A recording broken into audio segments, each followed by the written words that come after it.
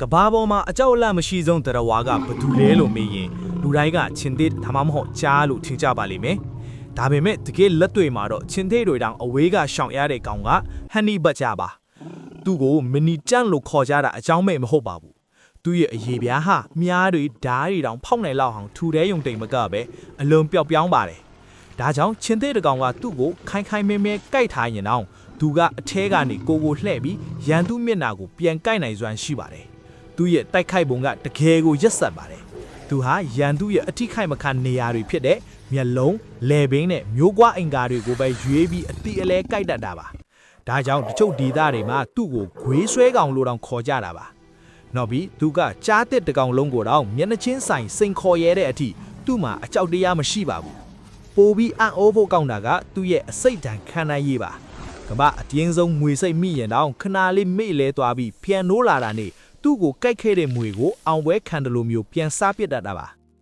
ဟန်ဒီဘဂျာနဲ့တိုက်ခိုက်မိတဲ့ရန်သူဟာနိုင်ဒီthứcစီရှုံးဒီthứcစီတသက်လုံးမမေ့နိုင်တဲ့ဒဏ်ရာတွေနဲ့ကြံခဲ့ရမှာသိကြပါတယ်ဒါကြောင့်တော်ရင်းလောကမှာသူ့ကိုတော်ရင်းဇိုးလိုတောင်တင်စားကြပါတယ်ဒီလိုမိုက်လဲမိုက်တယ်လို့အကြောက်လန့်လည်းမရှိရဲ့တော်ရင်းဇိုးလေးဟန်ဒီဘဂျာကြောင့်ကိုပင်ရောသဘောကျရဲ့လားအခုလိုစိတ်ဝင်စားစရာတွေထက်ကြည့်နိုင်ဖို့ Animal Facts မြန်မာကို follow လုပ်ထားဖို့မမေ့လဲအောင်နော်